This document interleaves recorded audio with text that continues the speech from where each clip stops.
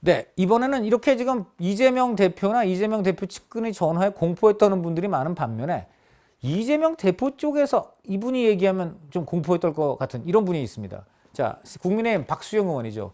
자, 이분이 대장동 게이트를 비롯해서 그 이재명 대표 쪽 비리 의혹을 굉장히 많이 이제 폭로했습니다. 자, 이분은 원래 경기도 부지사 행정고시 출신 고위공무원을 지내다가 경기도 부지사까지 했죠. 경기도 부지사를 하면서 경기도나 성남시 사정에 정통한 그런 상당히 그런 사람분이죠.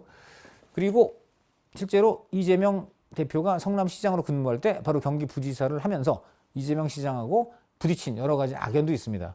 그래서 누구보다도 국민의힘에서 누구보다도 이재명을 잘 아는 이제 그런 분인데 이분이 또 굉장히 아주 그 취재 능력이 좋습니다. 기자로 치면 특종을 많이 하셨어요. 그 여러 가지 지금 그 뭐 대장동 게이트는 물론이고 쌍방울 관련 의혹 또 그다음에 뭐 그 밖에도 여러 가지 그 문재인 정부의 신재생 에너지 게이트 뭐 이런 것까지 해가지고 굉장히 많이 특종을 날린 분입니다. 그래서 오늘 부산 남구의 지역구를 두고 있는 박수영 의원 오늘 한번 현재 이재명 대표 의혹 수사 관련해서 어떻게 보고 있는지 또 본인이 이재명 시장과 관련해서 알고 있는 건 무엇인지 이것을 한번 오늘 생생하게 인터뷰를 통해서 들어봤습니다. 네, 박수영 의원님 안녕하십니까? 네, 안녕하세요. 박수영입니다. 네, 연일 맹활약을 하고 계시는데 저희 중앙일보 유튜브 강찬호의 투머치 토커 귀한 인터뷰 시간 내주셔서 감사합니다. 네, 불러주셔서 감사합니다. 아, 예, 저희가 영광이고요. 자, 뭐니 해도 의원님 하면은 그 이재명 지금 민주당 대표의 대장동 게이트를 비롯한 온갖 의혹을 가장 아주 구체적으로 이렇게 폭로도 하고 문제를 제기하셔서 이재명 킬러 이런 지금 별명도 얻으신 것 같습니다.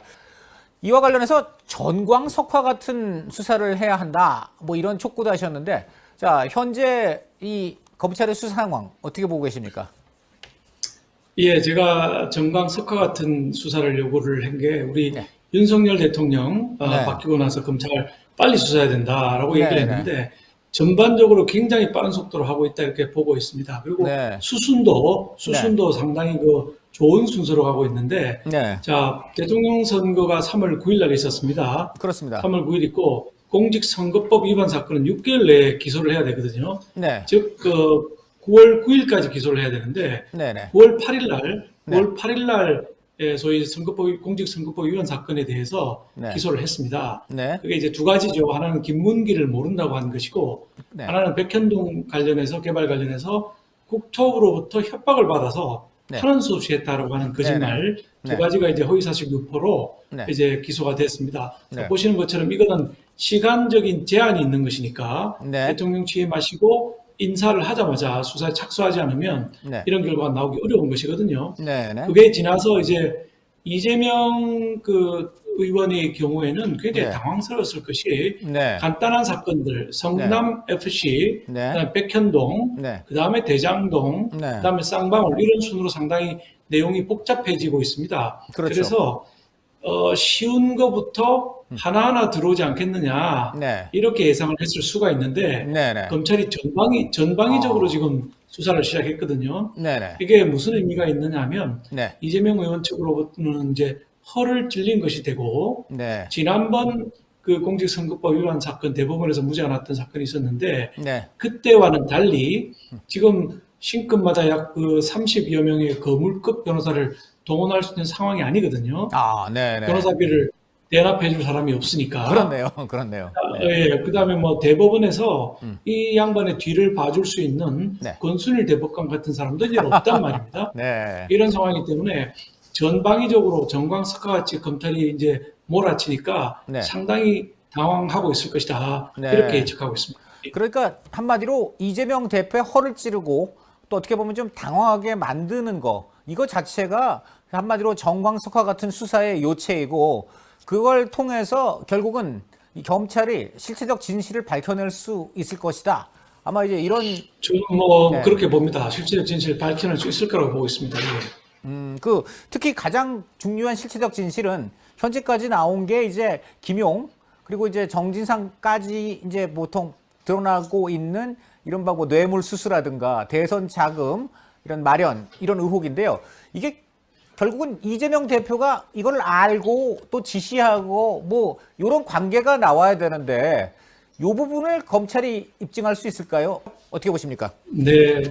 그래서 이게 이제 아마 이재명 의원이 직접 돈을 받거나 네. 본인이 어디에 넣어놓고 있지는 않을 거라고 생각이 됩니다. 누구나 뭐 네네. 예상할 수 있는 거지만. 네. 그러나 최측근들은 이 돈을 관리하고 있었을 것이라고 보고 있고요. 네네. 이 사건 관련해서 중요한 점이 뭐냐면 네. 유동규와 정진상이 지금 네. 받았다고 하는 뇌물 네. 액수가 다 1억 원을 넘고 있지 않습니까? 네. 김용도 8억 4,700만 원, 그렇죠. 정진상의 경우는 1억 4,500만 원을 지금 그 뇌물을 받은 걸로 검찰이 네.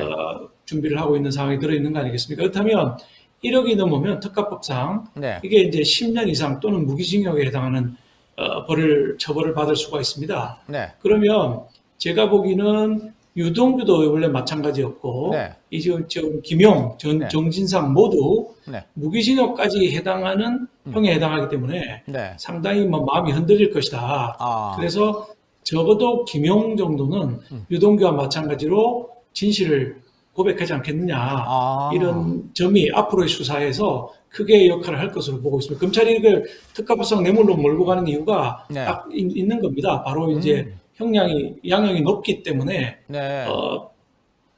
본인이 그냥 이재명 후보를 위해 쓰고 전달했다고 하면 네. 2, 3년이면 될 걸 가지고 네. 본인이 다 먹었다. 이렇게 네. 되면 무기징역에 해당하게 되는 문제가 있습니다.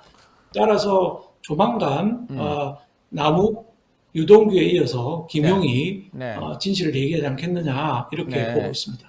김용은 뭐 조만간 본인의 그런 죄를 벗기 위해서 진실을 얘기할 것이다. 이렇게 보시는 이유는 뭡니까? 끝까지 하면 버틸지도 네. 모른다 이런 얘기도 있는데요. 네. 그러니까요. 이게 이제 김용이 돈을 8억 이상 받았다는 거 아니겠습니까? 네. 금액이 워낙 큽니다. 아. 그리고 거의 무기징역에 해당하는 금액이 되고요. 아, 네. 이재명 후보의 조직 담당이었거든요. 네. 조직 담당이라는 게 돈이 많이 들게 마련이고요. 네. 조직 담당이 자기가 돈을 쓰지를 않는 겁니다. 네. 이재명 후보를 위해서 썼는데 네. 본인이 이렇게 다 먹은 걸로 되면 굉장히 억울하겠죠. 그래서 뭐 억울하다. 젊은데 네. 무기징역까지 간다는 것에 대해서 상당한 부담을 느낄 가능성이 있다. 이렇게 보고 있습니다. 상당히 근데 두 사람은 충성심이 강해서 계속 버틸 것이다 네, 이런 네. 얘기도 있고 그런데 그렇게 보지 않으십니까? 네. 저는 뭐 무기징역에 자기가 걸린 사항에 대해서 네. 사실은 유동규도 네네. 왼팔이라 그랬거든요. 아하. 왼팔이라 그랬는데 유동규도 뭐 다 불었지 않습니까? 네네. 그런 마당에 네. 김용도 오래 버티기 어려울 것이다. 아. 증거 자료를 갖다 대면 네네. 본인이 다 뒤집어 쓰고 무기징역 살라고 할 사람이 몇 사람이나 있을까요? 아. 정진상은 좀 다를 수도 있다고 봅니다. 예. 왜 그렇습니까? 정진상은 또 그러면 어떨 것 같습니까? 네. 정진상 우선 이제 검찰이 지금까지 밝혀낸 금액 자체가 작기 때문에 그렇죠. 재판 과정에서 1억 미만으로 떨어질 가능성이 있고요. 네. 그다음에 이분이 원래 주사파 출신입니다. 그래서 상당히 강한 네. 이런 성정을 갖고 있다고 해요. 그렇죠. 그러니까 이분은 운동권에서 계속 활동해왔던 그 바탕이 있기 때문에 네. 이분이 불게 되면 상당히 그 파장이 크게 될 겁니다. 네. 이재명 후보, 이재명 의원을 넘어서 네네. 이 운동권이라든지 소위 좌파 세력 전체에 아이고. 영향을 줄 수가 있기 때문에 네. 본인이 아마 안고 가리라고 생각이 듭니다. 여기서 그러면 또 많은 사람들이 떠올리게 되는 게 최근에 측근이란 분들이 이른바 극단적 선택 여러 번 해가지고 네. 예. 누구는 이게 근데 본인들이 선택한 정말 결과인가 아니면 이게 또 뭔가 모종에 뭐가 있는 거 아닌가 뭐 이런 별별 추측이 다 돌았습니다. 근데 이제 정말 최측근이라는 사람 둘까지 이제 칼날이 좁혀졌기 때문에 뭐 이런 질문은 사실 말하는 게 좀 그렇습니다만은 정말 뭐 사람들이 우려하는 상황 뭐 이런 거는 없을까요? 네네. 이게 사실은 경기대학의 범죄심리학과 이수정 교수는 이게 그동안에 자살로 처리된 사람이 4분이 계신데 그렇죠. 이거를 강요된 자살이라는 용어를 쓰시더라고요. 강요된 자살. forced suicide가 되는데 네네. 이게 뭐냐면 본인이 진정으로 자살한 게 아니라 그렇죠. 갖은 압박이 들어가니까 근데 네. 문자 폭탄 같은 것도 있고요. 그렇죠. 욕설 전화도 있을 수가 있는데 네. 이런 걸로 압박이 들어가니까 결국은 본인이 이제 공황 상태에 빠져서 또는 우울증에 빠져서 네. 자살을 선택한 것이 아니냐 하는 해석을 하고 있습니다. 그렇죠. 앞으로도 충분히 네. 그런 일이 가능하리라고 보고 있습니다. 아이고 예를 들면 네네. 쌍방울에 김성태도 있거든요. 쌍방울 네. 회장. 네. 네. 김성태가 지금 뭐 태국에 도망가 있다고 하는데 네. 이분이 최근에 검찰에 플리바겐을 요청했다는 거 아니겠습니까? 그렇습니다. 자기가 다 물 테니 쌍방울 거는 봐달라 네. 네. 이렇게 얘기를 했다고 하는데 이런 분들이 또 위험하죠. 또 우리나라도 아니고 태국에 있기 때문에 네. 더 위험할 수도 있다고 보고 더 위험할 있습니다. 아이고. 야, 그저 신변보 뭐 경찰이 우리 경찰 검찰이 좀 이런 경우에 대비해서 그런 분들 좀 신변 보호라든가 뭔가 좀 해야 되지 않겠습니까? 네. 오늘 이제 구속영장이 청구됐지 않았습니까? 네네. 그러면은 정진상 그 정무실장도 네. 구속이 되면 신변이 안전하게 되는 거죠. 경찰 아. 프로세스 지키고 할 필요가 없이 그렇네. 구속하면 네. 김용, 유동규 전부 안전했던 것이 구속이 예. 됐기 때문에 그렇습니다. 그렇네요. 결국 그런 점도 법원이 그 판단 구속 여부를 결정하는데 중요한 판단 근거가 될 수 있겠네요. 예. 그런 점에서. 그렇습니다. 최근에 또 네. 법원이 잘못해서 그렇죠. 그 전자팔찌를 끊고 네. 간 김봉현 네. 네. 라임 회장도 있지 않습니까? 이런 그렇죠. 걸 감안할 네. 때 네. 좀 더 강력한 네. 결정이 나올 것이다. 즉 구속시킬 것이다. 이렇게 예. 예측하고 있습니다. 그러니까 보통은 증거인멸, 도주 우려 뭐 이것 때문에 구속을 하는데 지금 한 가지 더 있네요. 신변 보호. 신변 보호를 위해서 예, 뭐 검찰은 지금 도주 우려가 있다고 보고 있습니다. 도주 우려가 그렇죠. 있다는 게 네, 네. 본인의 집에 네. 그 최근에 들어간 흔적이 없다는 거거든요. CCTV를 아무리 봐도. 네. 네. 그러니까 저 정진상 대장동의 그 아파트를 분양받지 않았습니까? 그렇습니다. 그게 또 뭐 좀 특혜 분양이라고 보고 있는데 네. 네. 검찰이 CCTV를 체크하니까 네. 자기 집에 들어간 흔적이 없다는 거예요. 그렇죠. 그러면 이게 도주의 네. 우려가 있는 것이죠. 그렇네요.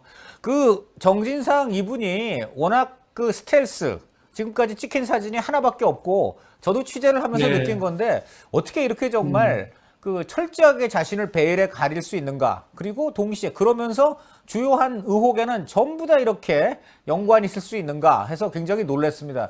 경기도 부지사도 근무하시고 아무래도 그쪽 제 동네 좀 계셨으니까 혹시 개인적으로 이 정진상 실장 이분의 어떤 이런 스텔스 행적과 관련해서 좀 본인이 듣거나 겪으신 건 없습니까? 네. 많이 들었죠. 뭐 제가 이제 경기도에 6년을 근무했습니다. 네네. 김문수 지사 밑에서 4년 그렇죠. 반, 남경필 지사 밑에서 1년 네. 반, 6년을 근무했는데 네. 네. 그때 이제 정진상이라는 분 이름을 네. 들었는데 네. 사실 얼굴을 아는 사람이 거의 없었고요. 그렇죠. 그런데 결제는 네. 이재명 시장 또는 이재명 지사가 하는 것이 아니라 네. 정진상 정책비서관 또는 정책실장이 네네. 실제로 결제를 하고 그렇죠. 정진상의 결제가 없으면 이재명이 결제를 하지 않는다. 네. 이런 네. 그래서 모든 간부들이 네. 정진상에게 보고하기가 바빴던 사람입니다. 그렇죠. 그럼에도 불구하고 네. 사진은 제가 공개한 단 한 장만 지금 돌아다니고 있는 상황이고요. 그 사진도 저는 의원님이 뭐 또 공개하신 거군요. 네. 네네. 저 뭐 또 다른 사진도 갖고 있는데 더 젊을 때 네. 사진이라 네. 최근 사진이 아니라 공개는 하지 않고 있습니다만은 네. 하여튼 제가 두세 장 정도의 사진을 가지고 있습니다. 이번 기회에 한번 공개를 해주시죠. 왜냐하면 정진상 실장의 진상을 좀 알고 싶은 국민들이 많습니다. 네. 그래서, 뭐 네. 타이밍을 보고 있습니다. 예. 알겠습니다.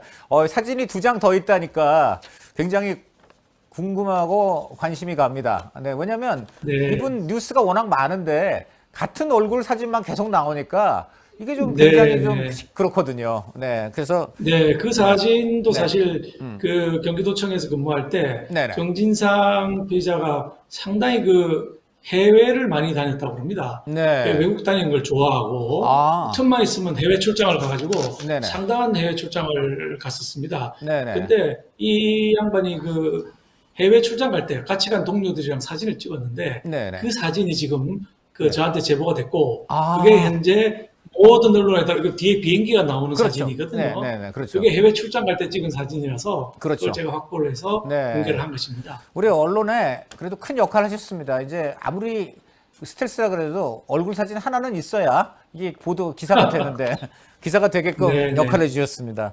좀 전에 김성태 회장 얘기 말씀하셨습니다만은 지금 결국 또 네. 경기도와 이재명 뭐 경기도지사 시절의 경기도 지금 보면은 그 37억 원을 그 아태협의 쌍방울 그룹 또 이재명 도지사 시절의 경기도로부터 수수한 의혹 이것을 이제 또 박 의원님께서 폭로해 내셨지 않습니까?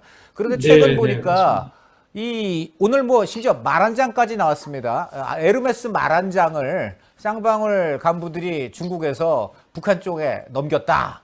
이거 뭐 김정은이 깔고 다닐 말 한 장 이외에는 그 말 한 장의 용도가 저희가 볼 때는 뭐 생각되지 않습니다. 지금 결국 그런 사치품 또 달러 이런 것들이 뭐 묘목이니 무슨 경제 협력이니 이런 미명하에 결국 지금 북한 최고위층의 호주머니로 전달되는 통로 이것에 지금 이재명 도지사의 경기도가 있는 거 아니냐 이런 지금 의혹으로 확대되고 있는데요. 좀 이와 관련해서 알고 계신 거 있으면 말씀해 주십시오. 사실은 이제 네. 그렇습니다. 37억인데 그중에 20억은 네. 경기도가 지원을 아태협에 한 것이고 네네. 17억은 쌍방울 쪽에서 지원이 된 돈인데 네네. 이 돈을 가지고 가서 뭘 네. 했느냐 봤더니 네. 사실 뭐 밀가루나 묘목을 사겠다고 해놓고 네. 실제로 밀가루 묘목 산 돈은 한 2억 정도밖에 지금 장부에 네. 밝혀지지 않고 있다는 네. 것이거든요. 그렇죠. 나머지 돈은 다 어디 갔느냐? 35억 전부 원. 이제 네. 북한 측 고위 인사들한테 네. 뇌물로 갔을 가능성이 크다 이렇게 아이고. 보고 있고 네. 실제로 언론 보도를 보면 네. 누구한테 얼마 이런 것까지 구체적으로 아까 에르메스 한 장처럼 네. 구체적으로 네. 거론이 되고 있는 상황입니다. 네. 근데 이건 네. 지금 무슨 문제가 있냐면은 네. 지금 북한이 유엔 제재를 받고 있는 상황이거든요. 그렇죠. 그래서 북한에 물건을 수출하지도 못하고 그럼요. 돈을 전달해서도 안 되는 것입니다. 네. 네. 이거는 국제 제재에 위반되고 네. 우리나라의 국기를 네. 이적 단체 수장 아니겠습니까? 그렇죠. 김정은이. 네. 근데 이적 단체 수장과 그 수하들한테 네. 뇌물을 주면서 이런 그렇죠. 사업을 벌인다고 하는 것이 네, 네. 상당히 그 문제가 큰 충격적입니다. 국기 문란 네. 행위, 네. 충격적인 행위죠. 네. 근데 네. 이거 왜 이렇게 했느냐? 우리가 네. 또 이걸 또 봐야 되는데 그렇죠. 아마 쌍방울 쪽에서는 네. 이제 자기들이 돈을 내면서 네. 대북 사업을 한다. 대북 사업을 네. 한다. 이렇게 해서 주식시장에 공시를 해서 그렇죠. 나노스 주식은 7배가 올랐거든요. 네. 그럼 네. 이 사람들 투자한 것보다 훨씬 더 이미 벌어갔을 가능성도 있다. 그렇죠. 이렇게 보여질 수가 있고요. 네. 또 이재명 후보로서는 당시에 이제 네. 지사였는데 네. 지사는 이제 대권 주자로서 네. 자리매김하면서 네. 대북 관계도 자기가 통일 문제도 네. 책임지고 있는 사람이다. 네. 이런 네. 역량이 있는 사람이라는 것을 보여주고 싶었던 네. 그런 것도 있고 네. 또 이제 그 다음에 지사를 끝나고 대선에 도전해야 되는데 네. 북한 측으로부터의 지지 네. 이거를 이끌어내고 싶었던 걸로 보여집니다. 그래서 이재명 경기지사의 욕구와 쌍방울의 욕구가 만나서 진행이 됐던 부분이고 또 하나는 네. 이게 중요한 부분. 쌍방울이 잘 아시는 것처럼 네. 그 화천대에서 벌어들인 돈, 네. 그 과정에서 여러 가지 돈이 그쪽으로 흘러간 흔적이 있는 것이거든요. 북한에 이 말이죠. 부분이 지금 네. 아니죠. 이재명. 화천대에서 벌어들인 돈이 네, 이재명의 네. 돈이 쌍방울로 흘러들어갔다는 네, 네, 네. 의혹이 수차례 제기됐고 그렇죠. 흔적이 몇 가지 또 나온 것들이 있습니다. 네, 네. 그렇다면 이 쌍방울의 움직임 자체가 네. 이재명 저수지에 묻어놓은 돈을 네. 지키거나 키우는 역할을 또 한 것이 아니냐 네. 하는 또 합리적인 의심을 할 수밖에 없는 것이고 네, 그 네. 의혹에 대해서도 검찰이 현재 수사를 하고 있는 것으로 알고 있습니다. 그러니까 추정이지만은 저수지에 이제 묻어져 있는 거액의 저 대장동 수익 이것을 쌍방울이 일종의 좀 투자금으로 받아가지고 더 키워서 이재명 후보 쪽에 다시 이제 이렇게 주는 그런 가능성을 생각해 볼 수 있다 이런 말씀이시죠? 그러니까. 뭐 그렇습니다. 예. 네. 그런 관점에서 보면은 지금 뭐니 해도 역시 그 지금 도피해 있는 김성태 회장 이 사람의 조속한 체포와 수사가 뭐 필수적인 것 같습니다. 그런데 많이 수사의 칼날이 좁혀졌기 때문에 그 김성태 회장이 프리바겐까지 이제 하고 나선 거 아니냐 뭐 이런 좀 생각이 듭니다만 자, 김성태 회장 앞으로 검찰이 어떻게 수사를 할 수 있을까요? 어떻게 보십니까? 네. 그래서 김성태 회장의 신병 확보가 매우 중요한 상황인데 이분이 네네. 인터폴에 지금 적색 수배가 되어 있습니다. 네. 근데 그 태국에 머물고 있는 거 알려져 있는데 네네. 태국에서 빨리 네. 인터폴이 찾아서 네. 한국으로 송환을 해야지. 네네. 그래서 구속을 하든지 신변 보호 조치를 해야지. 네네. 그냥 태국에 둔다는 것은 굉장히 위험한 상황이다. 위험하다. 이렇게 지금 아. 아이고. 걱정이 되고 있기 때문에 모두에 네. 제가 네. 사회자께서 그 4명의 자살 당한 사람 얘기를 할 때 네. 김성태 회장 얘기도 곁들여서 한 이유가 매우 조심스럽다 이런 얘기입니다. 네. 아이고 그게 굉장히 크군요. 제가 보니까 현재 첩보로는 그 인터폴이 수색을 하고 좁혀 들어오니까 베트남으로 떠났다 이런 첩보도 지금 제보가 되고 있습니다. 베트남이면 더욱 위험하지 않습니까? 베트남은 사회주의 둘 다 위험합니다. 큰일 났네. 큰일 났어. 근데 어쨌든 프리바겐까지 요구를 하는 게 사실이라면 상당히 김성태 회장도 지금 차라리 들어가서 어떻게든 최대한 나한테 유리한 그런 결과를 맞고 적당히 이제 심판받는 게 나지, 이런 식으로 정말 왜곡 떠돌 수는 없다. 뭐 거의 그런 지점에 도달한 거 아닌가 싶기도 한데요. 그렇습니다. 처음에 나갈 때는 아마 상당한 많은 양의 달러를 가지고 나간 걸로 보여집니다. 그래서 무슨 네. 청담동, 술집, 네, 호스티스 이런 보도까지 나왔지 않습니까? 네네네. 근데 이제는 뭐 그게 시간이 흘렀기 때문에 네. 이렇게 계속 도피 행각만 할 수는 없는 상황일 겁니다. 그렇죠. 그래서 네. 처음에는 이제 이재명 후보가 대통령 당선되리라고 보고 네네. 이런 여러 가지 사업들을 함께 벌인 게 아닌가 싶은데 네. 어차피 당선이 안 돼 있는 상황에서 그렇죠. 정진상까지 구속영장이 청구되는 걸 보고 네. 본인도 상당히 동요를 하고 있을 것이다. 그게 플리바르기닝으로 이어졌던 것이 아니냐. 그렇죠. 따라서 네. 아마 조속한 시일 내에 본인이 스스로 네. 뭐 귀국해서 자수를 할 가능성이 있다. 이렇게 보고 그렇죠. 있습니다. 네. 자, 이번에 보면은 또 다른 활약도 많이 하셨는데, 새만금 해상풍력 사업. 이걸 보면은 네. 차이나머니가 여기 또 유입을 돼 있고 말이죠. 우리 세금이 뭐 네네. 500억 원씩 유출될 수도 있다. 그리고 뭐 소액을 투자한 교수가 뭐 수천억 원 이런 수익을 낸다. 이건 네. 좀 정말 정확할 뉴스입니다. 이것도 또 밝혀내셨습니다. 네. 예, 이게 제가 밝힌 거는 이제 새만금 풍력 사업과 태양광 네. 사업들이었는데, 네. 그뿐만 아니라 전국적으로 네. 상당히 뭐 곳곳에서 이런 네. 일들이 벌어지고 있는데, 네. 이 건 새만금 풍력의 경우에는 전북대학교라고 하는 국립대학 교수, 그렇죠. 국립대학 교수 이분이 네. 가족 회사를 하나 만듭니다. 네, 자본금 1,000만 원에 네.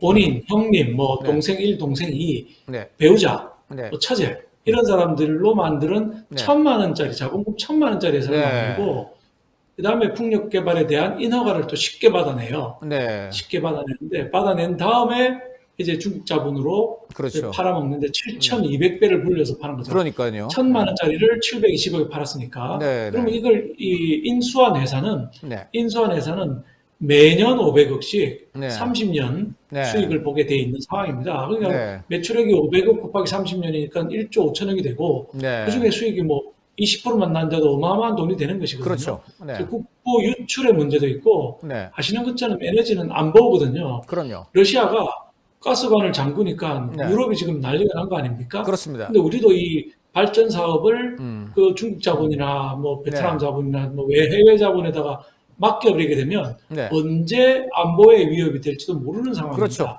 네. 근데 이런 일이 벌어졌고 그럼 네. 이 선민영 교수는 어떻게 그 작은 회사가 경력도 그렇죠. 없는 회사가 네. 인허가를 받을 수 있었느냐? 네. 이 부분은 저는 정치적인 커넥션이 있을 거라고 보고 있고 네. 이분이 더불어민주당에 네. 그 활동을 하면서 네. 풍력이 필요하다.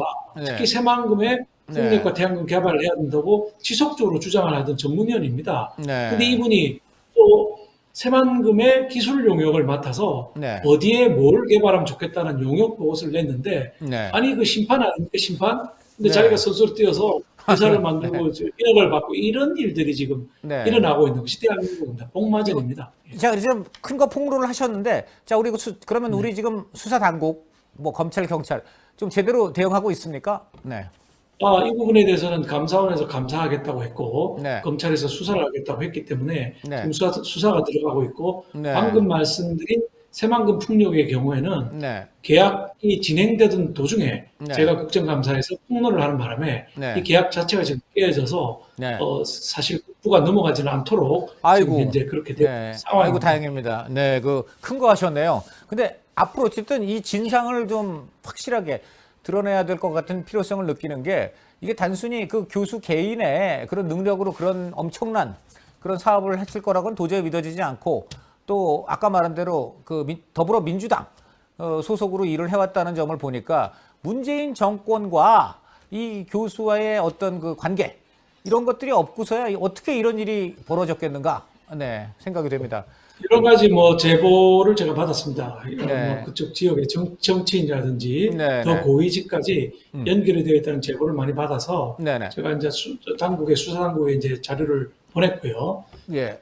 이제 수사당국에서 수사 또는 네. 감사를 하면서 네네. 더 정확하게 밝혀지지 않겠나. 저는 국회의원이기 때문에 네. 압수수색권이 없습니다. 그렇죠. 압색을 할 수가 없어요. 그렇죠. 제보를 받고 네. 자료를 네. 가지고 공개를 하는데 그렇죠. 이제 감사원이나 네. 검찰은 압수수색 내지는 자료 출권이 있기 때문에 그렇죠. 저희들 국회의원들보다 훨씬 더 정확한 네. 상세한 정보가 이제 밝혀질 걸로 보고 있습니다. 아까 좀 전에 그 교수와 뭐 민주당 사람들 관계 이런 거 지금 제보를 받아서 넘겼다고 하는데 혹시 지금 인터뷰 중에 좀 알려주실 수 없습니까? 누군지. 그거는 뭐 정확하게 누구라고 지금 얘기를 드리기가 네. 제보와 의혹이지 제가 증거를 네. 갖고 있지 않기 때문에 네. 뭐 상황까지 거론을 하면은 네. 다소 문제가 있을 수 있기 때문에 수사 당국의 수사를 우리가 네. 함께 지켜봐야 될 상황입니다. 예. 다만 지금 보면 만약에 이제 그게 사실로 드러나서 나중에 수사당국이 발표를 하게 된다면 만약 그분들이라면 그건 우리 국민들이 많이 익히 알고 있는 그런 정치인들이시겠죠?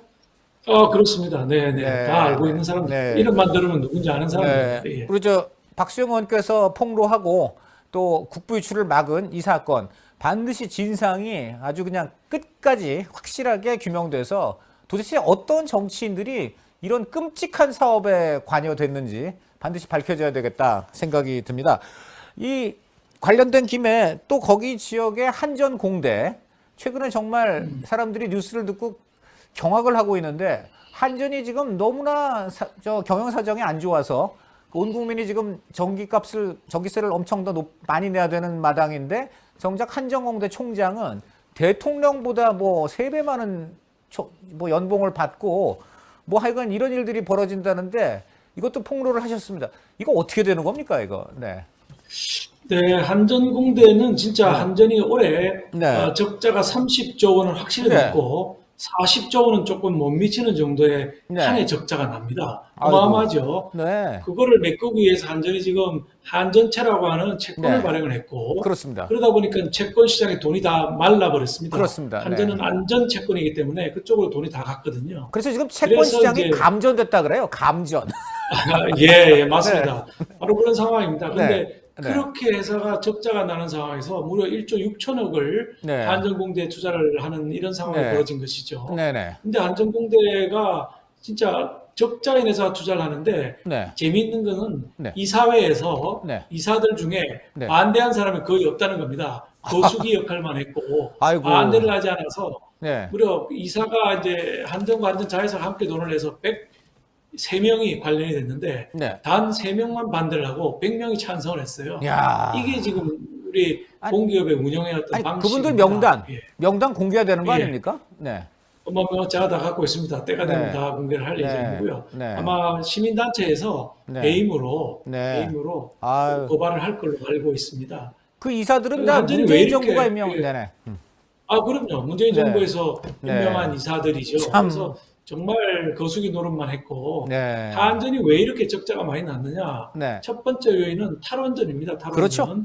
원전이 제일 싼 그 전기 네. 발전원인데 이걸 안 네. 하고 그래. 비싼 LNG를 도입했단 말이에요. 그렇습니다. 근데 하필 우크라이나 사태가 나서 LNG 가격이 네. 4배를 또 폭등을 하게 돼요. 네. 그러니까 적자가 보이켜질 수밖에 없고 네. 또 그러니까 그 사이에 계속 전기요금을 인상해야 된다고 네. 사장이 산자부, 청와대, 기재부에 건의를 했는데 네. 문재인 정부 5년 동안 전기요금 단 1원도 올리질 않았습니다. 너무 이렇게 어려운 얄밉습니다. 상황. 네. 네, 그리고 그걸 다 올라가야 되는 거 떠넘겨서 알면서. 네. 그 떠넘겨서 결국은 윤석열 네. 정부가 들어오자마자 네. 전기요금을 조금 인상한 거 아니겠습니까? 네, 앞으로도 네. 더 인상해야 되는데 네. 힘든 건 다 다음 정부에 떠넘기고 네. 생색은 자기가 다 내고 네. 나라를 이렇게 망쳐놓은 것이 문재인 네. 정부의 실상인 것입니다. 정말 너무합니다. 네, 진짜 이 부분 온 국민과 함께 분노하지 않을 수가 없고 이 전기료를 의도적으로 이렇게 전기료가 오르는 원인은 본인들이 제공해 놓고 또 전기료 오르는 거는 다음 정권에 전가하고 네, 정말 그 뭐 형언할 수 없는 그런 그 무슨 분노를 느끼는데요. 이와 관련해서 전 정권의 책임을 물을 수 있는 방법은 없습니까? 이건 책임을 물어야 될 것 같은데. 당연히 이제 저 적자의 부분에 대해서 아까 말씀드린 대로 배임은 충분히 가능하고요. 네. 문재인 대통령에 대한 네. 책임도 좀 물어야 되는데 그렇죠. 법적 책임까지 묻기는 어렵지만 네. 정치적인 책임, 도의적인 책임은 네. 충분히 져야 된다. 맞습니다. 이렇게 전기라는 네. 게 일종의 복지거든요. 그럼요. 근데 이렇게 40쪽으로 채권 시장까지 흔들어 버릴 정도의 네. 잘못을 저질러 놓고 있는 것이죠. 그렇죠. 그것만 아닙니다. 사실 국가 부채만 해도 이 이승만 대통령부터 박근혜 대통령까지 우리가 600조 원 정도의 네. 국가 채무가 있었거든요. 네. 근데 문재인 정권 한 정권에서 네. 430조 원의 네. 부채를 네. 발행했습니다. 그렇습니다. 그러니까 앞에 대통령이 전체 한거와 비슷한 규모를 만들어서 네. 우리 국채를 1,000조 넘게 만들어 놓고 그렇죠. 지금 이 지경 네. 아사리판을 만들어 놓고 있는 것입니다. 예. 네, 반드시 어떤 형태로든 책임이 규명돼야 된다 이런 생각이 들고요.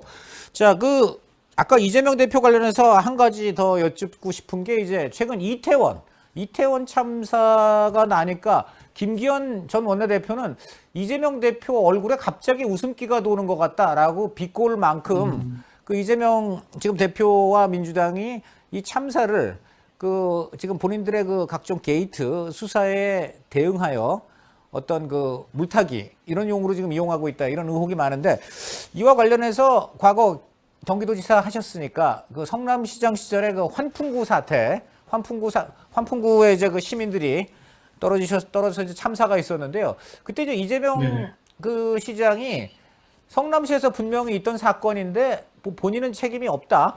뭐 이렇게 해서 구설수에 올랐습니다. 근데 그와 관련해서 바로 우리 또 박수영 의원께서 당시에 이재명 시장이 보여준 태도를 직격을 하셨는데요. 좀 더 말씀해 주시죠. 네. 예, 이재명 의원이 지금 대통령의 책임을 묻고 행안부 장관의 책임을 묻고 있는데 네. 우리 5천만 국민 누구라도 책임을 얘기할 수 있지만 네. 단 한 사람 네. 이재명 의원만큼은 책임 문제를 얘기할 자격이 없다. 네. 이렇게 보고 있습니다. 왜냐하면 네. 판교 환풍구 사고가 났을 당시에 네. 네. 이재명 성남시장 당시 시장은 네. 판교 환풍구가 무너진 현장에 있었습니다. 본인이. 있었죠. 본인이 있었습니다. 근데도 네. 끝까지 있었다는 얘기를 안 하고 네. 거짓말을 해댔던 것이죠. 그렇죠. 근데 판교 환풍구 사고가 났는데 판교는 성남시 안에 일부분이기 때문에 네. 현행법에 의해서 대책 본부장, 네. 사고대책본부장을 누가 해야 되는데 이거를 성남시에만 일어나게 되면 성남시장이 해야 되고 그렇죠. 성남시와 옆 인근에 있는 수원시라든지 용인시가 걸치게 네. 되면 네. 경기도 지사가 대책본부장을 해야 되는 상황이었습니다. 네. 법에 의해서. 네. 근데도 본인은 전혀 책임을 못 지겠다 네. 하고 대책본부장을 안 하겠다고 끝까지 네. 버티고 그랬습니다. 네. 그래서 결국은 제가 이제 지사랑 네. 시장이 공동으로 대책본부장을 하자 이렇게 네. 대안을 제시해서 그게 네. 받아들였는데 그때는 네. 뭐 저한테 90도로 인사를 하면서 아. 아이고 감사하다고 막 절을 하고 그랬어요. 폴더 근데- 인사. 네. 그렇죠. 폴더 인사 딱 하고 막 그랬거든요. 근데 네. 그 다음에 또 여러 가지 뭐 복잡합니다. 대책본부를 어디에 만들 거냐 했더니 네. 제가 이제 사건이 워낙 크니까 네, 네. 성남시청에 만들자. 충분한 네. 공간이 필요하다. 네. 그랬는데 또 뭐 성남시가 무슨 죄가 있다고 성남시에다 만드느냐고 펄쩍펄쩍 네. 뛰어서 네. 분당구청으로 또 옮기게 되고요. 네. 그 다음에 분당구청에서 또 무슨 일이 있었냐면은 네. 그때 정홍원 국무총리가 계셨습니다. 네, 정홍원 네. 총리가 네. 격려 방문하러 오신다고 해서 네. 제가 이 현판을 하나 붙이라고 했거든요. 네. 네. 근데 부시장한테 지시를 했는데 성남 부시장이 하나 만들어 온 게 네. 경기도 네. 판교 환풍구 사고 대책본부 이렇게 돼 있는 겁니다. 네, 네, 네, 즉 네. 경기도 판교사에 성남이 없어요. 네. 근데 부시장 불러서 아니 판교는 경기도 직할이냐 성남 어디 갔냐 이랬더니 네. 시장님이 성남에 시어자도 넣지 말라 해서 네. 못 넣었다 이겁니다. 이렇게 책임을 회피하던 사람입니다. 네. 그리고 뭐 협상 과정에서 계속 괴롭히고 네. 뭐 세월호만큼 받아야 된다고 막 큰 소리를 쳐서 제가 유족들하고 협상하는데 굉장히 애로가 많았습니다. 아. 이 사건의 하이라이트는 네. 마지막에 57시간 만에 제가 유족들하고 함께 울고 네. 식사하고 이러면서 네. 타협을 해서 네. 결국 월요일 새벽 3시 반에 네. 그 합의서를 쓰게 됩니다. 네. 근데 그 합의서에도 네. 이재명 시장은 사인을 하지 않습니다. 아. 내가 무슨 책임이 있다고 성남이 무슨 책임이 있다고 사인하느냐. 네. 네. 아니 그러면 멀쩡하게 수원에 있는 도청에 근무하던 부지사인 저는 무슨 죄가 있다고 사인을 합니까? 그렇죠. 이거는 네. 정부가 피해를 본 주민들에 대해서 그렇죠. 도의적인 책임을 지어주겠다는 이런 사인인데 그렇죠. 그것조차도 사인을 안 한 문서가 있습니다. 네. 지금도. 네. 네. 다른 사람들은 사인했는데 이재명이 사인 안 해요. 유족 대표도 사인하고 네. 그 행사를 주관했던 이데일리 회장님도 사인하고 네. 저도 사인을 했는데 네. 이재명은 사인을 안 하는 겁니다. 네. 네. 이렇게 무책임한 사람이 네. 어떻게 네. 이 사건을 놓고 네. 대통령, 행안부 장관 책임이라고 이렇게 몰아붙일 수가 있는 것입니까? 그때 그 뭐 이해가 가지 사인을 않습니다. 끝까지 안 했습니까? 그런 건 정말 다른 끝까지 사람들 안 다, 했습니다. 그때 다 했고 끝까지 안 했습니다. 그때 뭐 설득도 하고 하셨을 테니까 대화를 하셨을 텐데 그때 그렇게 막 끝까지 안 하면서 우리 부지사 당시 이제 우리 박수영 부지사님 하고 나눈 대화 중에 기억나는 또 대목은 없으십니까? 네.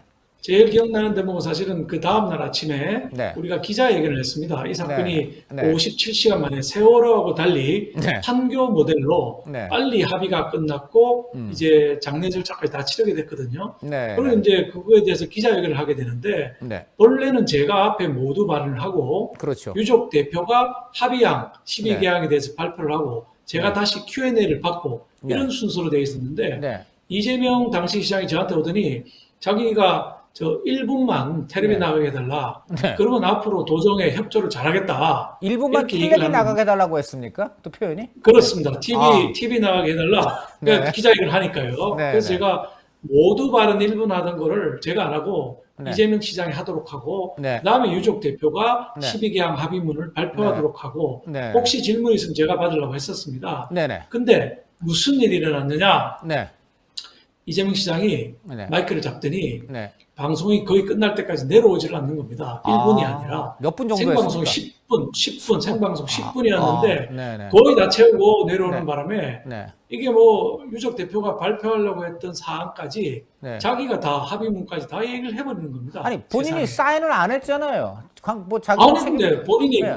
대책본부장도 못 받겠다고 하고 성남시청도 못 빌려주겠다고 하고 네. 현판에도 성남을 넣지 못하게 했던 사람이 네. 네. 발표는 자기가 해서 생색은 다 내고요. 네. 그다음에 경기지사 선거를 대선 때는 자기가 다 해결한 것처럼 또 이렇게 홍보를 하고 네. 이런 사람인데 제일 그 기억나는 얘기는 이겁니다. 네. 제가 그 이재명 시장을 그 이제 생방송 중에 어떻게 끌어내릴 수도 없지 않습니까? 그렇죠. 네. 근데 방송이 끝나고 나서 유족 대표하고 제가 네. 이재명 시장을 구석으로 데리고 가서 네. 어떻게 이럴 수가 있냐? 네네. 1분만 하고 나오고 유족 대표가 발표하기로 하지 않았냐? 근데 왜 네. 당신 다 하느냐 이랬더니 네. 그때 한 말 전 지금도 생생하게 기억하는데 딱 이러는 겁니다. 웃으면서 네. 우리 부지사님은 정치를 너무 몰라요. 이러고 싹 가버리는 겁니다. 오. 제가 그때 이후로는 네. 이재명 그 의원이 콩으로 매주를 쓴다고 해도 네. 믿지를 않습니다. 정치를 도대체 너무 이렇게 신뢰가 몰라. 없는, 네. 부지사님은 정치를 너무 몰라 이러고 가는 거예요. 근데 그 세상에. 웃는 표정이었습니까? 표정이 어땠습니까? 웃는 표정이죠. 그 네. 특유의 웃는 표정이 있습니다. 그걸로 네. 그러고 지나가는데 그- 정말 유족 대표와 제가 아주 기절하는 줄 알았습니다. 유족 대표는 그거 듣고 뭐라고 하셨습니까? 유족 대표가. 네. 어머 허탈해하죠. 아무 말도 못하고 허탈해하죠. 네. 그 말투는 어땠습니까? 약간 비꼬는 식의 말입니까? 그러니까 너무 몰라요. 그럼요. 잘 아시잖아요. 뭐 네. 비꼴 때 쓰는 특유의 표정과 말투. 특유의 말투로. 네. 참 정말 이해가 되지 않습니다. 자, 그 지역구에서 주민들하고 정말 자주 만나시는데요. 뭐 마침 제 인터뷰 직전에 100번째 만남 하셨다고 들었습니다. 주민들이 네. 이렇게 피부로 매번 만나면서 어떤 그 민심을 청취하시는 그런 모습이 굉장히 이제 보기 좋은데 이렇게 100번 그 만남을 가지시는 의미가 뭐고 그다음에 이제 제가 또 궁금한 게 이렇게 피부로 직접 그 시민들을 만나시니까 그분들을 통해서 지금 정말 가슴에 다가오는 지금 민심, 그 민심의 요체는 무엇인지 말씀해 주십시오. 네. 네, 이것은 사실 제가 그 국회의원 당선되기 전에 네. 선거 공약으로 네.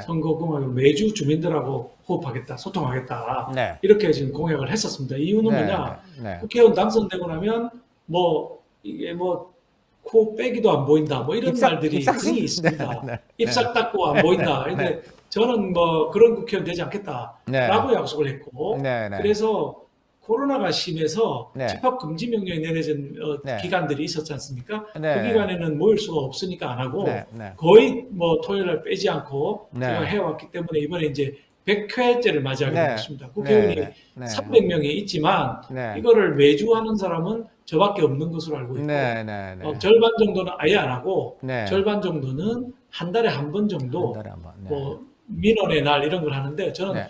민원의 날 이 이름도 좀 너무 촌스러운 것 같아서 네. 국회의원 좀 만납시다. 줄여서 국점만이라고 하는 국점만. 프로그램을 네. 진행해 온 것입니다. 네. 예. 네. 여러 가지 뭐 즐거운 일도 있고 애환도 많고 그런데 네. 수많은 사람들 약 3천 명 이상의 분들이 네. 네. 저를 만나러 오셨고요. 네.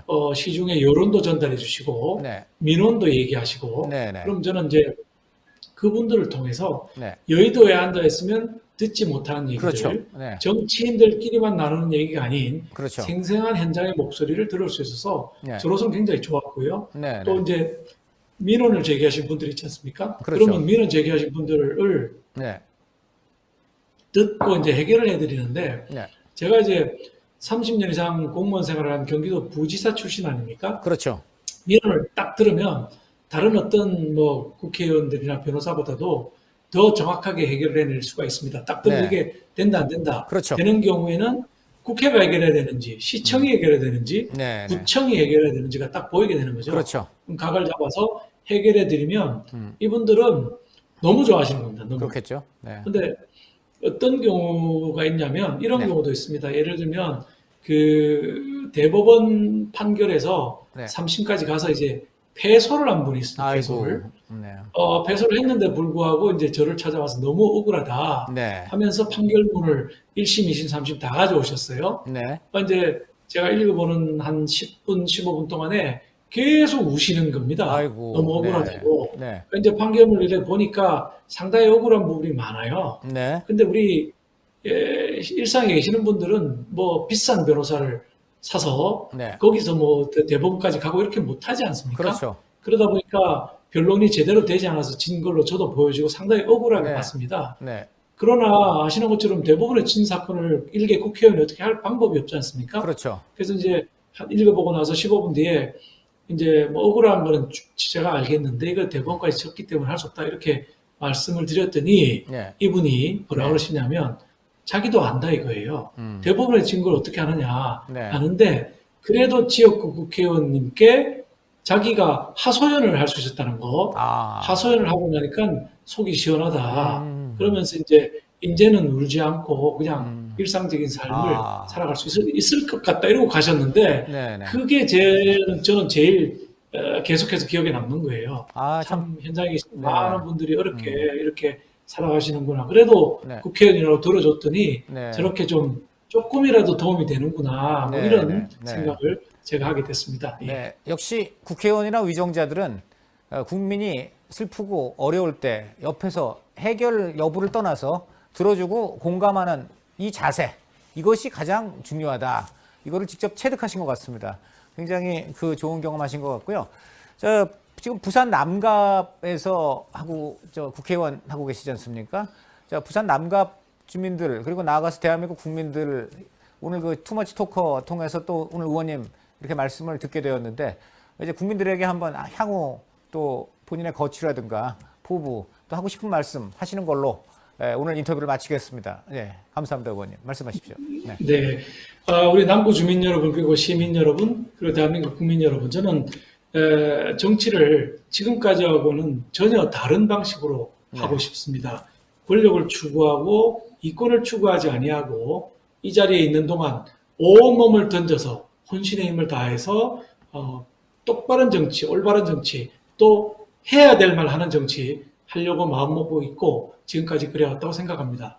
혹시라도 제가 삐뚤어 나가게 되면 언제든지 지적해 주시고 토요일마다 저를 만날 수 있으니까 따끔한 질책 주시면 중심 잡고 대한민국 국회의원의 표본이 되도록 열심히 하도록 하겠습니다. 잘 도와주십시오. 감사합니다. 네, 말만이 아니라 행동으로 또 잘못된 범죄에 대한 제대로 된 폭로 그리고 또 매주 지역 구민들을 직접 만나서 애로를 청취하는 그런 행동을 통해서 좀 전에 하신 말씀 그런 뜻을 지금 실현하고 계시는 거 국민들과 주민들이 많이 보고 있는 것 같습니다. 자, 오늘 박 의원님 장시간 말씀 감사드리고요.